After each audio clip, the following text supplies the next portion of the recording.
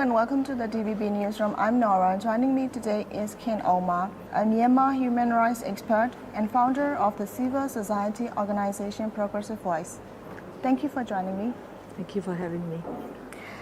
After the earthquake on March 28th, Min Aung Hlaing made an unexpected move and requested international assistance.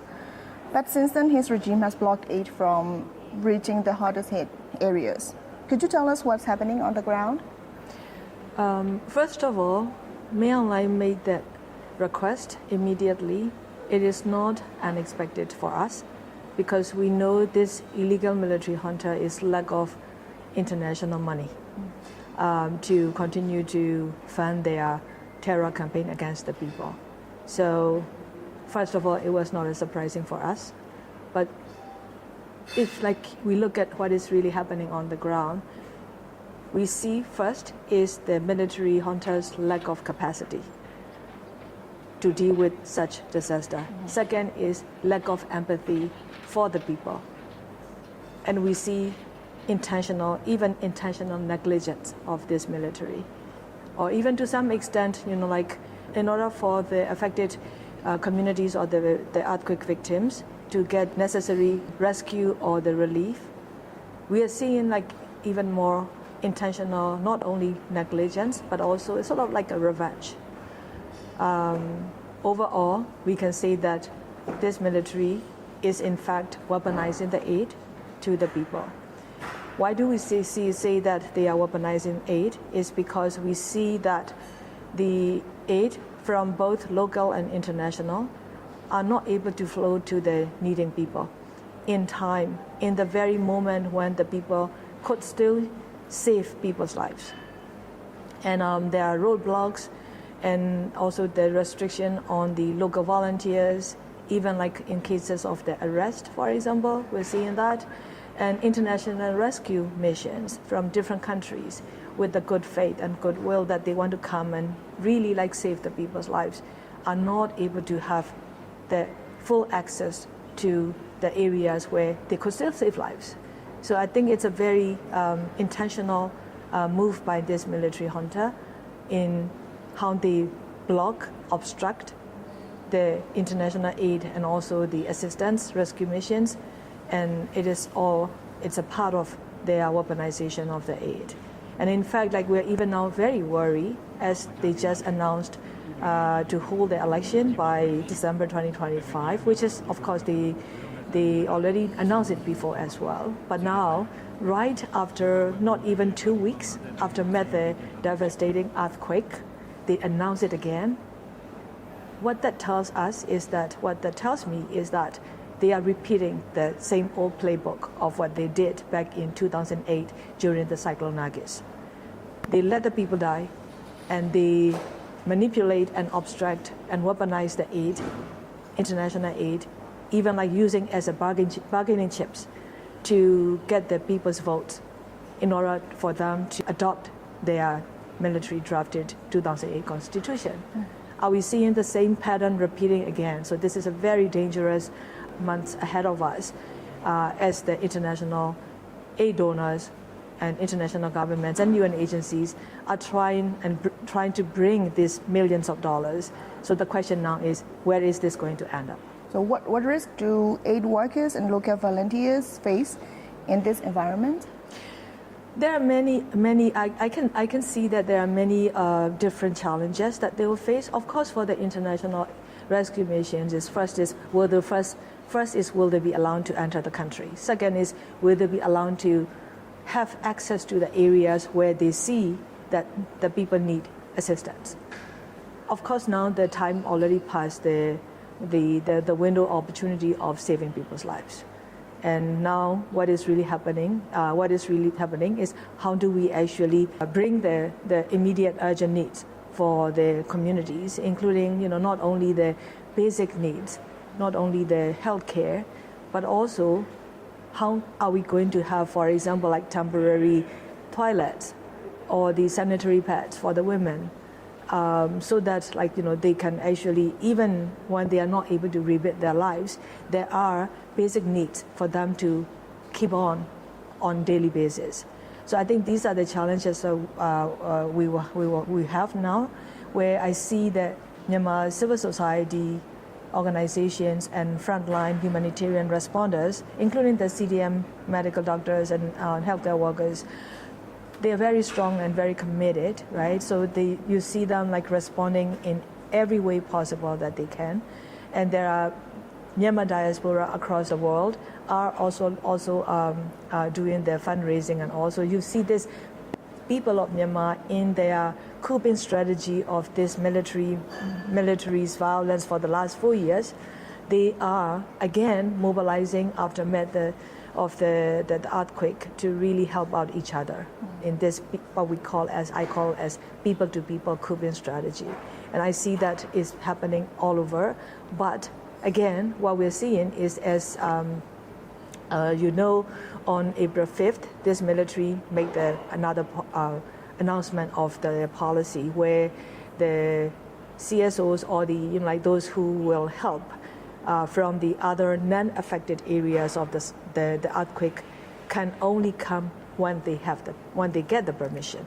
Even when they get the permission, they have to work with the groups from the affected areas that is under the military control or approved by the military. That is a huge obstruction of the aid and also restriction imposed on the aid workers. This is definitely a major problem I see, because this is a massive disaster on top of the military-made disaster for the last 4 years.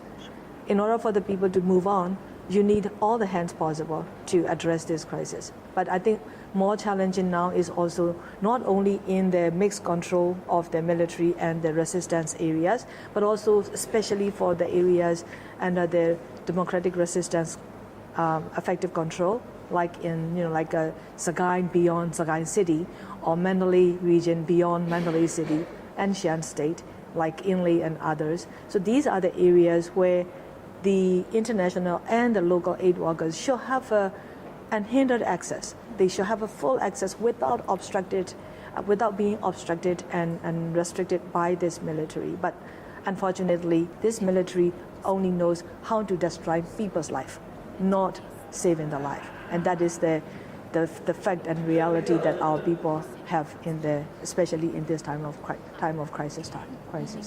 How is Progressive Voice and Myanmar civil society advocating to keep future international aid out of the hands of Myanmar Alliance regime? So immediate after the cyclone hit, the civil society, over 270 civil society organizations, both from Myanmar as well as from regional and international, joined, and we already issued an open letter to the UN. And it's actually as a statement. It is a statement that we already raised our voice and call on the international community. There are key points in our call. Is one, we need to ensure we need the international community, the United Nations, ASEAN AHA Center, and the other countries who are giving the aid. We need them to ensure that their aid is not weaponized by the junta, not obstructed, not manipulated. And also, even if there is a distribution, there needs to be a fair distribution. So that is the first call we're making, and we've been reaching out to different international community actors to ensure that they really are responding to this. That's first. The second is that we really need the international community to stop the military's bombings, airstrikes, artillery shellings, because as DVB has been reporting to the world, the reality on the ground is even on the day of the earthquake, there were bombing. Now we keep seeing more and more airstrikes and artillery shelling in both earthquake hit areas as well as non-earthquake hit areas, even including Internet Dai, right? So I think the challenge is like, how can we even ensure that, to save the people's lives when this military keeps bombing the people? I think the challenge is that international community seems to be forgetting or overlooking this country's history, including as recent as 2023 Cyclone Mocha, including as recent as 2024 last year Typhoon Yagi. This military, the weaponization of the aid obstruction of the aid is not new for them. And the international agencies have well known in their engagement with this military. They know that. But why they keep ignoring, I think that's a key challenge for us. So we want to remind them again, but not only remind them, but we want them to take the real concrete actions to ensure that there is no weaponization of the aid, but also stop this military's violence against the people. I think the other areas of our advocacy is we know there are international presence in the country, like the UN agencies and the INGOs. And when it comes to the aid, they are the key actors at the front line from the international side. Are they doing enough? In our eyes, they're not doing enough. They need to step up. For example, like when they are to work with the Myanmar Red Cross, how are they going to ensure that aid is really reaching? They cannot just give the money or the aid, displaying loads of aid into the hands of these people. They need to go along with them. They need to make sure that, make the recording and make the documentation and make sure that they understand also the ground complexity and the reality when the military will manipulate them. And that they are not even, also they have to make sure that they are not used as a propaganda. So these are the things that, they should already have those experience. They should learn. I mean, my point is they should learn from the history that they have engaged with this particular country. But then I am very concerned because I watch the UNDP country head, I think. He was saying in his YouTube, he was blaming the CDM as the main obstruction of the public services in the country. And that not only I'm concerned, but I'm actually outraged by that kind of statement, right? Because someone like him being in a country like Burma, Myanmar, he should know better. What is the root cause of this, disasters and crisis? And blaming on the victims, it's very unethical. But are we having the United Nations going to fail again, as they have repeatedly failed on the people of Myanmar? The systemic failure of the United Nations being well recorded within their own assessment and investigation. Why are they not learning the lessons? So it's really outrageous, and I feel it's quite an insult to the civil disobedience movement who are really giving up their life and sacrificing their lives and everything in their life to bring the sustainable peace to this particular country. So yeah, it's very one of the area that we are really trying to get the message, like the UN agencies, the country team in Myanmar, they just cannot just say things when they are sitting in the office. In fact, I have made a public call that including the diplomats in Yangon, they need to go out. They need to go out and show their face. They need to go out and show their face. They need to go and check on what is being delivered to where, by whom, because if they don't show their presence, basically Myanmar people, they are left with this military, who's basically committing violence against them. So it's important that international community in the country just don't, take a step back or lay back, but they need to step up and go out and show their presence. Min Aung Hlaing used the crisis caused by the earthquake to meet with regional leaders during a summit in Bangkok, despite protests. What has been the response from Myanmar civil society and the international community? Oh yeah, Myanmar civil society and also the international, international community in solidarity with the Myanmar people, regional. Everybody is very outraged for how he was still allowed to come or go and attend this meeting in Bangkok. As you also already saw, the Thai civil society also showed their solidarity with the Myanmar people. They did what they could do, right, including submitting the letter to their prime minister and all of that. But I think the thing is that the international community and the neighboring countries and ASEAN, they still remain to be in that very delusional stage. Or the other possibility is they see the Myanmar as a country where they only look at it based on their country's political or economic interest. And I think it's a very it is a short-sighted, like Thailand, for example. Thailand is the longest neighboring, like a border sharing neighboring country with Myanmar. Everything that happened in Myanmar will be impacted to Thailand immediately. Mm-hmm. Even the smoke, whether it is smoke, climate change, or even the earthquake. So it is very important that Thailand democratic leadership needs to look at Myanmar solution as the solution for Thailand as well. In the long run, only the people's efforts to build federal democracy, dismantling this Myanmar military, is the long-term solution, sustainability and peace also for Thailand and beyond.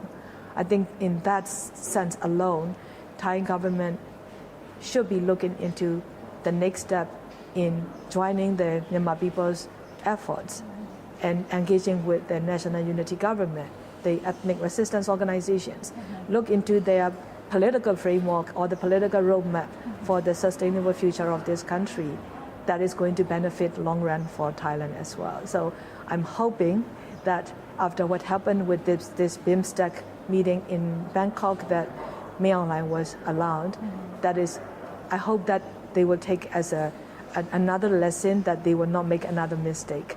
In fact, let's put it simply, that Mayor Line is an international war criminal wanted by the Argentina court, including the International Criminal Court, right? Basically, this is a war criminal.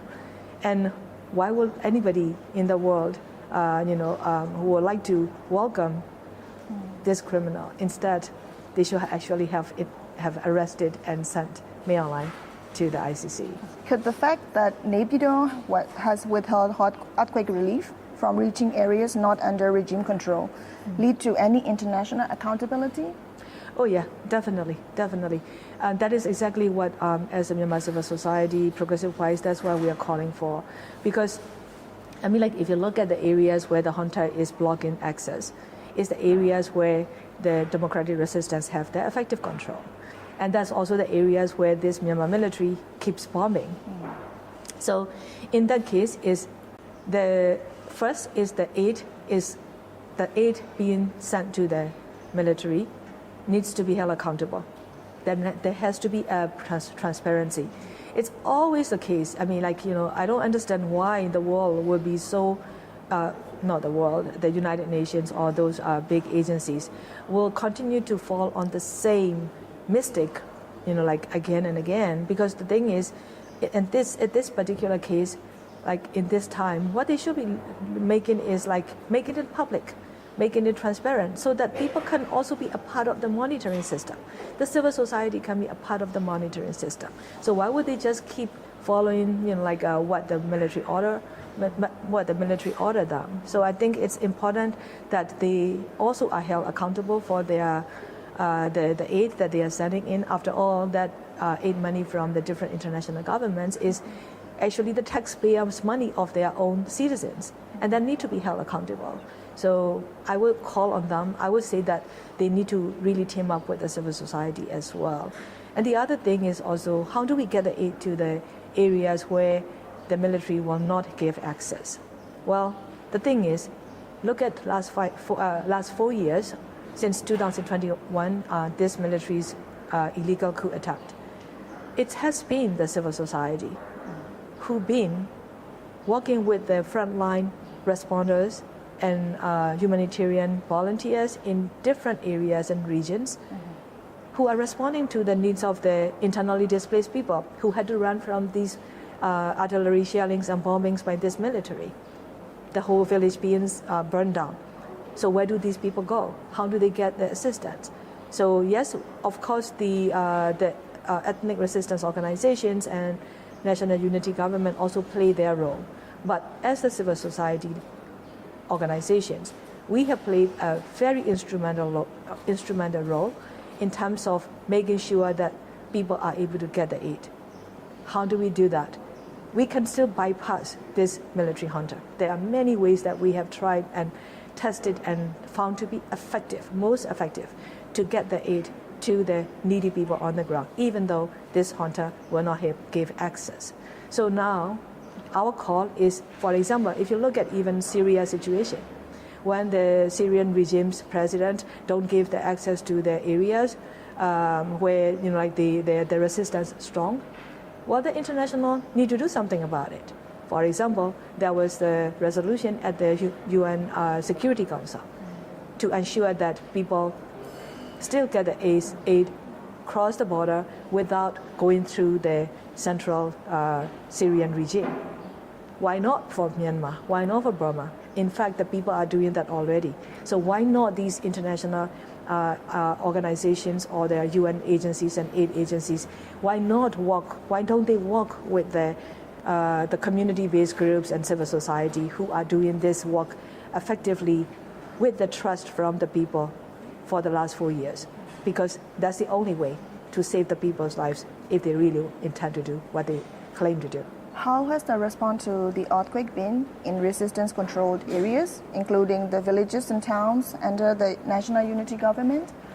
I see that the National Unity Government immediately activated those mechanisms that they built during the time of the National League for Democracy, Daw Aung San Suu Kyi-led government. I think it was a very good response right away. And then I can see that they are responding in terms of also like getting the information out to the world, as well as also seeking the help from the international community. The good faith diaspora communities are also joining that kind of that effort. So I think it's very good that they are doing. But I think what we can do more is that the civil society and the National Unity Government can do in more collaboration, which is something I know is going to happen because this is how we all respond in the in times of this kind of crisis. So that is good, but I think the challenge is from the international community. They need to really talk to the NUG. I mean, after all, this is a legitimate interim government of this country. So why would they just keep going to the illegal entity who's killing the people and obstructing the aid and weaponizing the aid? So why don't they just talk to the National Unity Government? I mean, you saw how the UN, this Under Secretary General, who is the chief of the natural disaster and aid, I think his name is Tom Fletcher. I mean, if you look at his visit alone, of course he had to go. We understand that they have to go to Naypyidaw. We understand that, but when they go and then they publicize all of their activities and meetings with the military junta in Naypyidaw. But what happened to the legitimate stakeholders of this country? Are they talking? Well, don't tell us behind the door quietly, yes, we've been engaging with the NUG, because we won't take that, as official.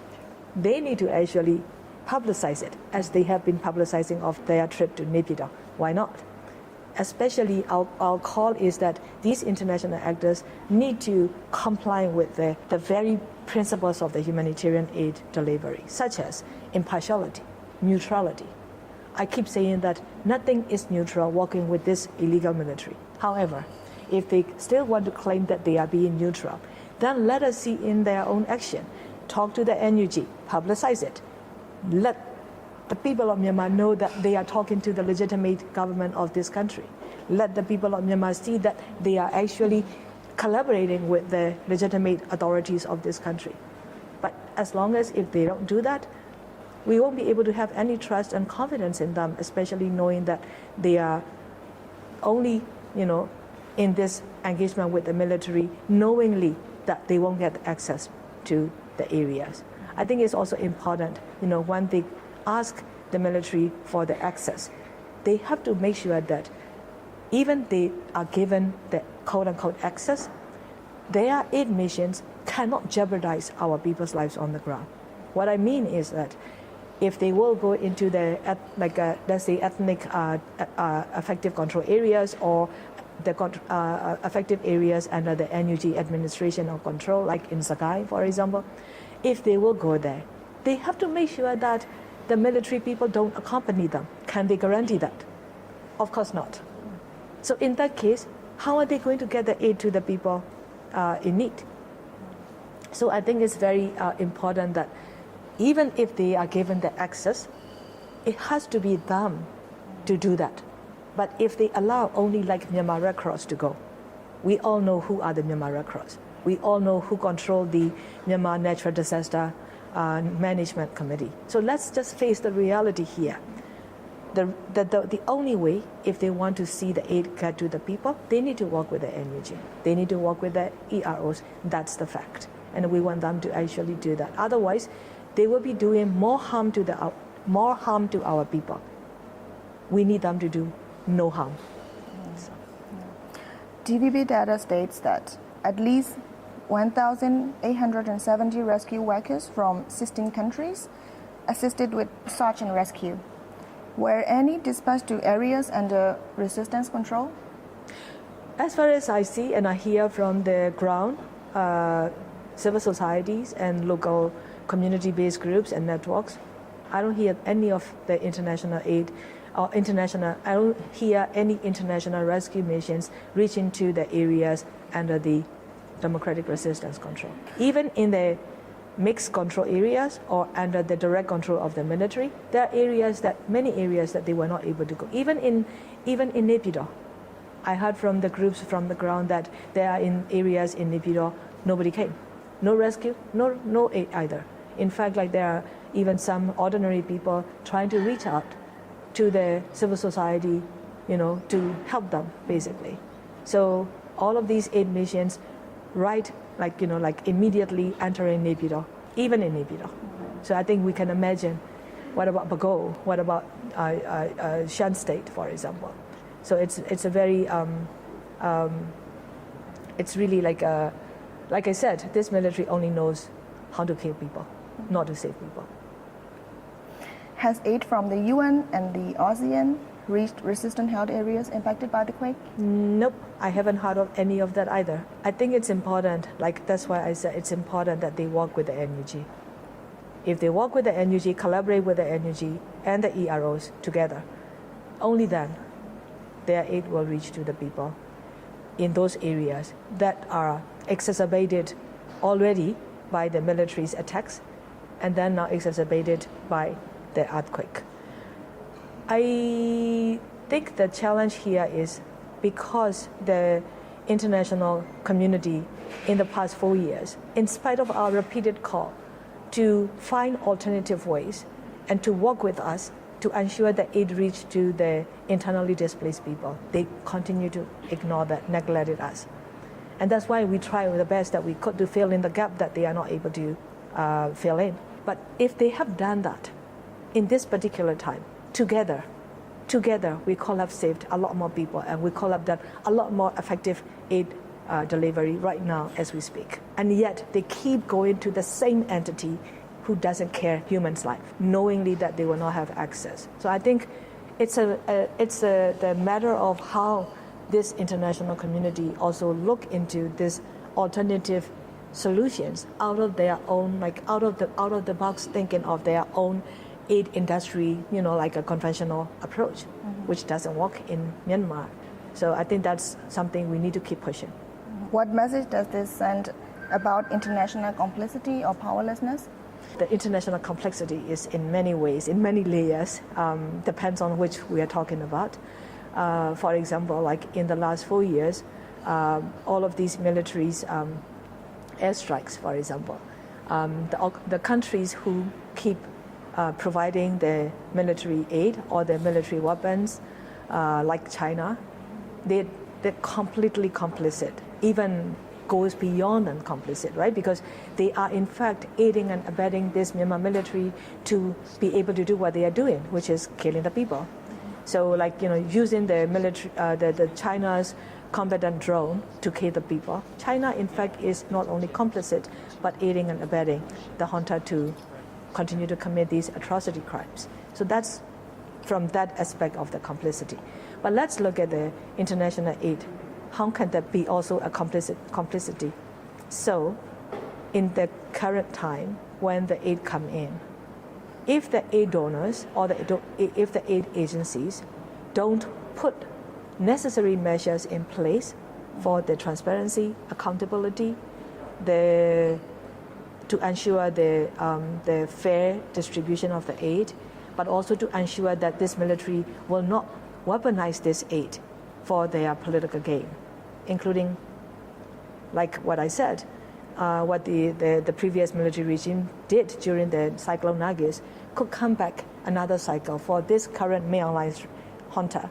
What if they use this international aid to really like pressure the most vulnerable population who are so desperate for their daily survival by giving like a rice and oil here and there, just in order to really use as a bargaining chip for their election purpose? How are the international community going to ensure? We have given all the warning here.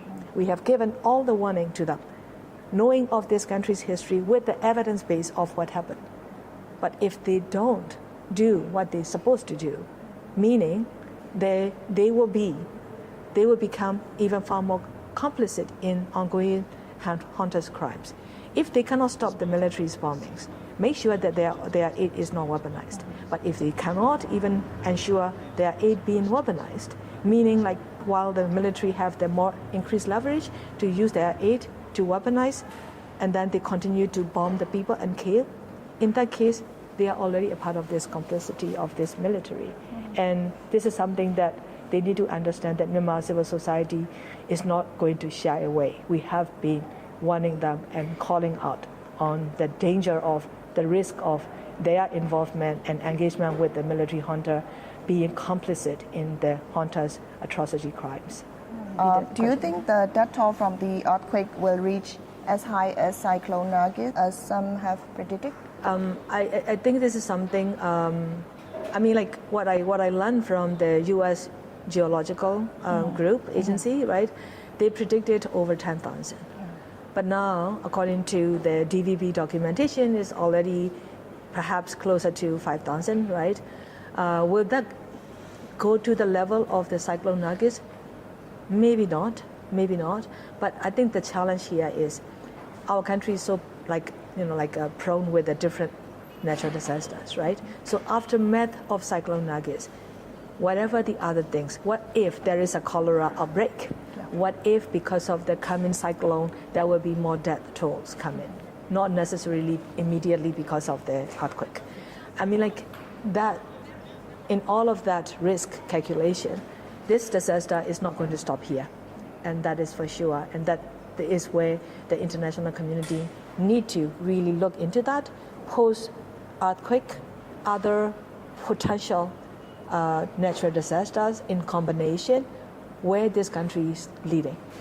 And that's the very reason that they need to work with the people, not with this with this military junta, because they're not going to be able to address this effectively if they only work with the junta. Sure.